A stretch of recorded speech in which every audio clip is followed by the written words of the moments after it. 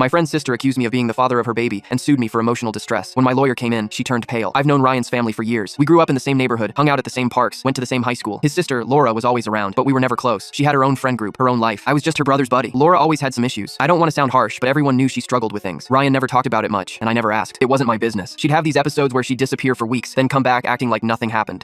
About a year ago, Laura knocked on my door out of nowhere. I thought maybe she needed help with something for Ryan. Instead, she told me she was pregnant. I said congratulations, assuming she wanted to share good news. Then she dropped the bomb. She said I was the father. My brain completely short-circuited. I stood there staring at her, trying to process what she'd just said. I've never been with Laura. Not at a party, not during some drunken mistake, never. We've barely even hugged. I told her straight up there was no possible way I could be the father, because nothing had ever happened between us. She just kept insisting, over and over. She had this look in her eyes like she genuinely believed what she was saying. I stayed calm, thinking maybe this was part of her mental health stuff, but inside I was panicking. This kind of accusation could ruin everything. I told her we needed to do a paternity test. Simple solution, right? She refused. Completely shut down the idea. Said I was trying to avoid responsibility, that I was abandoning my child before it was even born. She started crying, saying she couldn't believe I'd do this to her. It was like talking to a brick wall. I made it clear. No paternity test, no conversation. I wasn't signing anything, wasn't acknowledging anything until we had proof. She stormed off, and I thought that would be the end of it. I was so wrong. A few weeks later, my parents found out. I have no idea how Laura got to them first, but she did. They called me over for dinner, and the second I walked in, I knew something was off. My dad was pacing. My mom looked like she'd been crying for hours. They absolutely lost it on me. Called me irresponsible, a deadbeat, a disgrace. My mom kept saying she didn't raise me to abandon my responsibilities. I tried explaining that nothing had happened between Laura and me, that I wasn't even in the state when she got pregnant. I'd been working a construction job 3 states away for 2 months straight during that time. They didn't want to hear it. My dad said people make mistakes, that I needed to own up to mine. I pulled out my work records, showed them the dates, the location, everything. My mom just said I was making excuses. The whole thing felt insane. Then came the ultimatum. My dad sat me down and told me if I didn't step up and be a father to this baby, I was no longer their son. He said it cold, like he'd already made up his mind. My mom just sat there nodding, tears running down her face. They were serious. I looked at both of them and said I couldn't accept responsibility for a child that wasn't mine. My dad told me to pack my things and leave. They disowned me that night. I crashed at a friend's place, completely numb. When the baby was born, I hired a lawyer and forced a paternity test through the courts. It took weeks of legal back and forth, but we finally got it done. The results came back. 0% chance. Not my kid. Not even close. I sent the results to my parents immediately. I expected relief, maybe an apology. Instead, my phone blew up with apology texts and voicemails. My dad even sent me money, like that would fix everything. I kept the cash, but told them we were done. If they were willing to throw me away that easily, I wasn't interested in rebuilding. But Laura couldn't let it go. She started spreading rumors around town that I'd somehow fake the test results. People I'd known my whole life started treating me differently. I'd get dirty looks at the grocery store. Former friends would cross the street to avoid me. She was painting me as this villain who'd abandoned his child. Then she took it further. She filed a lawsuit against me for emotional distress. Said I'd put her through hell by denying paternity, that I'd caused her psychological damage. My lawyer told me it was ridiculous, but we still had to show up to court. Court day finally arrived. I walked in with my lawyer, and there was Laura, sitting with her attorney, looking confident. She had this smug expression like she'd already won. Her lawyer started laying out their case, talking about the emotional trauma I'd supposedly caused. Then my lawyer stood up. She didn't say much at first, just calmly walked to this judge and handed over a single document. Laura's face went from confident to confused to absolutely white. My lawyer had obtained the hospital intake records from when Laura gave birth, the ones where she'd listed the actual father's name under emergency contact because he was in the waiting room. Turns out it was her ex-boyfriend Marcus, and he'd been paying her $2,000 a month to keep his name off the birth certificate because he was married. The judge dismissed Laura's case on the spot and ordered her to pay my legal fees plus $15,000 in damages for defamation.